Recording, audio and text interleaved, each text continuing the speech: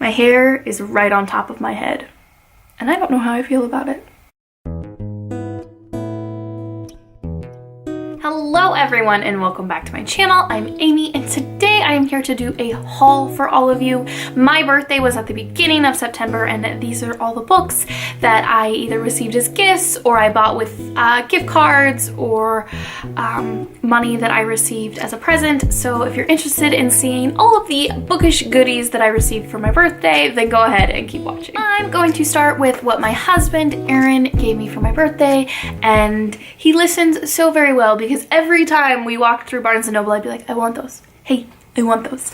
And he got me the Hogwarts Library, the new collection of Fantastic Beasts, Quidditch Through the Ages, and the Tales of Beedle the Bard, and they're just gorgeous. First of all, the box in itself is just amazing, and the illustrations, the covers are gorgeous, and I have not read any of these yet, so I need to get around to doing that, and just very, very excited to receive this and add it to my Harry Potter shelf, because I mean, every book nerd needs a Harry Potter shelf. So I got those. And then the next thing that I got is kind of a funny little story. So I'm going to show you a book that I hauled a while back ago. I got it at a used bookstore, and that is The Pindar Diamond by Katie Hickman. And nowhere on this book does it say, hey, I am book 2 of a series. And I'm not joking you, not anywhere, no point. All it says is author of the Avery Gate.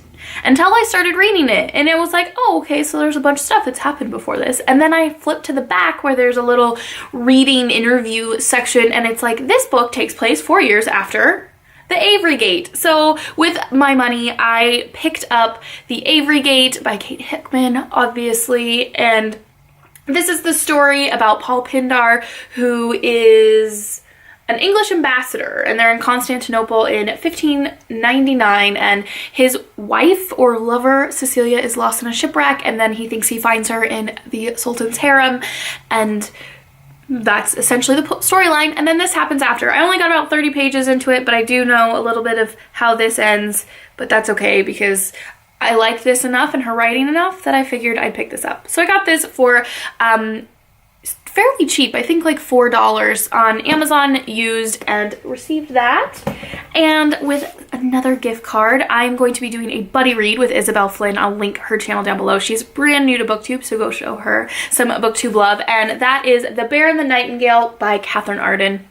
This is a fairy tale-ish retelling that takes place in Russia with Vasilisa, and her father comes home with a new bride, and she kind of upends their world and how they worship and pay respects to these fairy tale creatures and things, and then scary things begin to happen. And as it's starting to get cooler outside, or at least I'm just gonna keep telling myself this, I think this is really the perfect read. So I will be buddy reading this with Isabel Flynn, and I'm really excited about that. Another Barnes & Noble buy, because I spend lots of money at Barnes & Noble, and yeah. So I got The School for Good and Evil by Soman Chainani.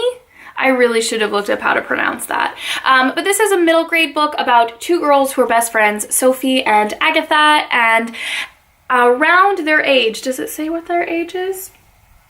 No. It doesn't. They get sorted somewhat into these specific schools. One is the school for good and one is the school for evil, and they both are pretty convinced that they're going to go to each of the schools, but it's actually flip-flopped, and that's about this. It is a series. I'm really excited to read it. It sounds like a lot of fun, and the whole concept of what makes you good and what makes you evil, and the concepts that we have of good and evil and what they look like and act like are just very interesting to me. So I'm very excited to pick this one up, and I have been meaning to read more middle grade because I do really enjoy a good middle grade book.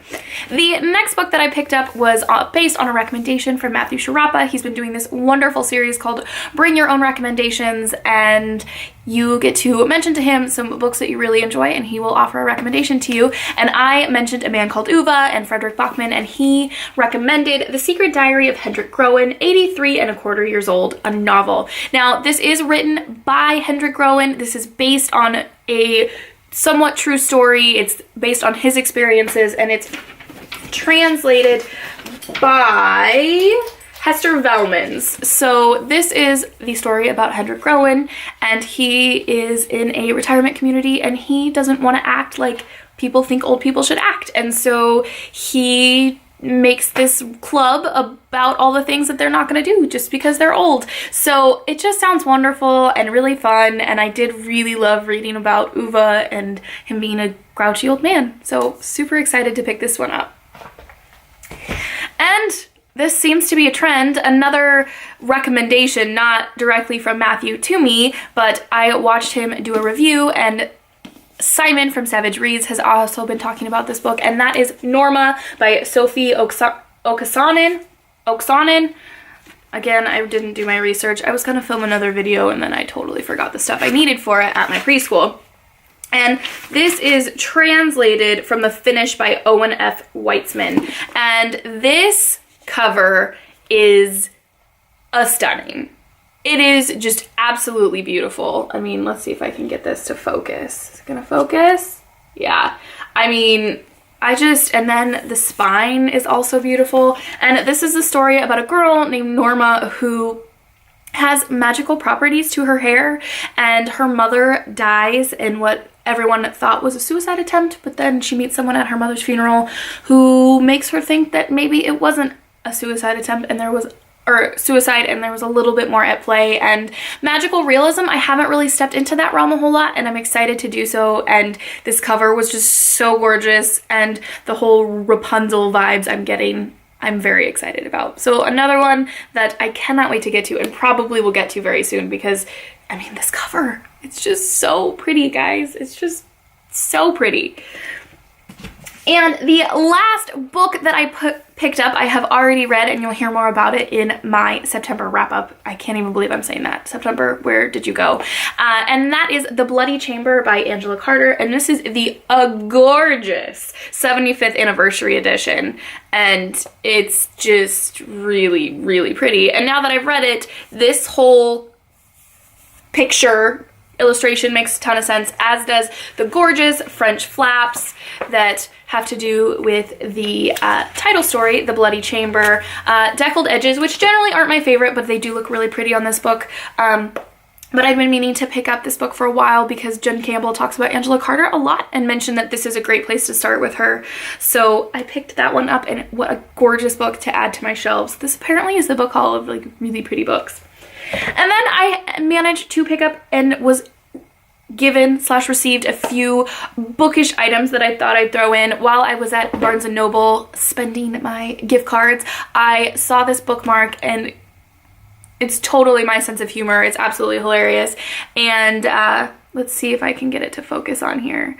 It says reading glasses, and it has this wonderful red tassel and bead, and I think it's hilarious. And it actually has a ruler on the other side, which I thought was a little bit interesting. But if I can find it, I'll link it down below for you all. But I just thought this was too hilarious. And I mean, it was a gift card, so it's totally okay. And who doesn't need more bookmarks? So I got that. And then, as many of you know, for my anniversary in August, my husband gave me a Kindle Paperwhite. And so I picked up this really pretty Kindle purple cover that, you know, when you open it, it turns the screen on, and shut it turns the screen off, and I just wanted a cover for it, so I picked that up. And then I also received a very wonderful t-shirt from my grandparents that is totally up my alley, and it is this purple t-shirt that says, "The little voices in my head keep telling me get more books," which is absolutely true. So there you have it, everybody. Those are the birthday goodies that I received. I'm so very blessed by friends and family to just help them have celebrated my birthday. Did that make sense? I think that was a sentence. I'm not sure. But if you liked this video, please like it. And if you loved it, please subscribe. And we will see you in my next video. Happy reading.